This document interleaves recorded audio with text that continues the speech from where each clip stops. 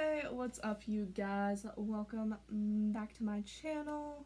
I'm Miss Sis here on YouTube. If you do not know me, now you do. So today I am going to be Today I am going to be talking to you guys about another keto recipe, and I forgot to bring it up in my book, so give me a second. I know it's in this part. There we go. So, another keto recipe. Yes, another one. This is another dessert. It is in the book. Ow. I have my anchor bracelet on and it just stabbed me. This is the book Keto Sweet Tooth Cookbook. Like always, I will leave it linked in the description box below, along with, I will tell you guys the ingredients that you will need, and I will also link my playlist to other keto videos. So, for this particular video, we are making rice pudding. And rice, as it is in the book, is in quotation marks because you don't actually use rice, as you will see. So, the net carbs for this dish is 3.5 grams, and it makes 2 servings, it says, and a serving size is 1 cup. I doubled it and it made way more than 4 servings. Like, the 3 of us, my mom, my stepdad, and myself, ate it 2 nights in a row for dessert, and it was like there was still some left over. So I don't know, I just doubled the recipe whenever I made it. I will leave the instructions for the single of the recipe below, but most of these things, the great thing is they're like gluten-free and sugar-free as well, so that's a big bonus for anyone who's looking for gluten-free or sugar-free. And yeah, so if you would like to see how to make rice pudding and what exactly rice is, keep on watching.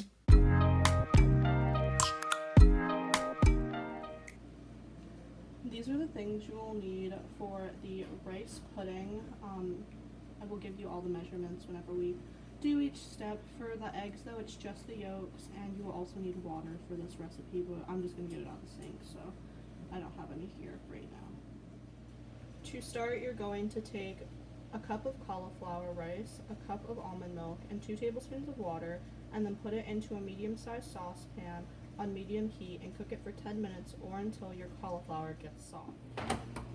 So now that the cauliflower, rice, and almond milk have been in there for about 10 minutes and it's nice and soft, we're going to add a 1/4 cup of Swerve, the sugar replacement, a tablespoon of butter, half a teaspoon of ground cinnamon, and 2 tablespoons of heavy whipping cream.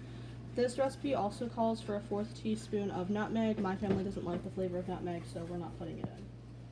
Now that all of those ingredients are mixed in well, we're going to add 2 egg yolks, only the yolks, and you're going to want to stir continuously while you add them.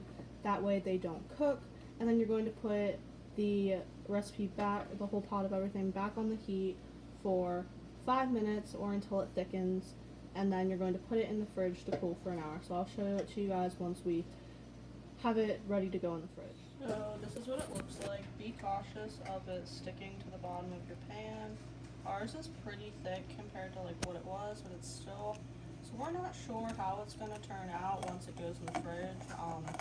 It's supposed to sit in the fridge for an hour and it's supposed to be good to go, so I'll show you guys what it looks like once we get it out of the fridge after an hour. Guys, I hope you enjoyed the video. I don't know why I picked my pen up like that. The rice pudding was alright. I'd probably give it like a 7 out of 10. It definitely wasn't like as liquidy as rice pudding, but it was still good. It was still a good flavor. I really thought that you'd be able to taste the cauliflower from the cauliflower rice, but you couldn't, so that was really good too. But other than that, I don't have a whole lot to say about it, but yeah, it was alright. That's really, it's, I have a sticky note tab system in this book. Pink are things that we haven't made, blue are things that we've made and we like, and then if we make something and it doesn't like, it's not, we don't like it. It doesn't get a tab back, and it didn't get a tab back. This is the other recipe, it's on this side. So as you can see, there's no tab there. So we decided we could do without it. I mean, there's just so many great things in this book that there isn't really a need to like make the things that are like just okay, which I found out the first recipe I ever made from this book, which I didn't film, was a chocolate pudding, and it had avocado in it, and like I'm not really a huge fan of avocado, neither is my mom, but we were like, it's okay, we'll just like chop it up like it says, and like maybe you won't taste it. Avocado chunks, you could tell that they were avocado, like you could taste it. And then we didn't like cover it because it didn't say you needed to cover it in the fridge. It just said like put the mousse in the fridge, like in the containers. And it got like the sugar, the fake sugar that you use, the granular erythritol, we use Swerve, it got like crystallized, and it just like made this like weird coating on the outside of it. It wasn't good. I literally said to my mom, I was like, this is all gonna be a disaster, because we had made, like, we tried to make brownies that I found a recipe for on Pinterest beforehand, and absolutely terrible. Like, I digress. I have had some fails that were not so good in the beginning, but with learning how to bake and cook with the ingredients that you need for keto, it has definitely helped a lot. But if you guys did like this video, give it a big thumbs up, make sure you hit that subscribe button, and my social media will be linked down below, along with the ingredients that you need, and the book, and my keto playlist. And I'll see you guys in the next one. Bye!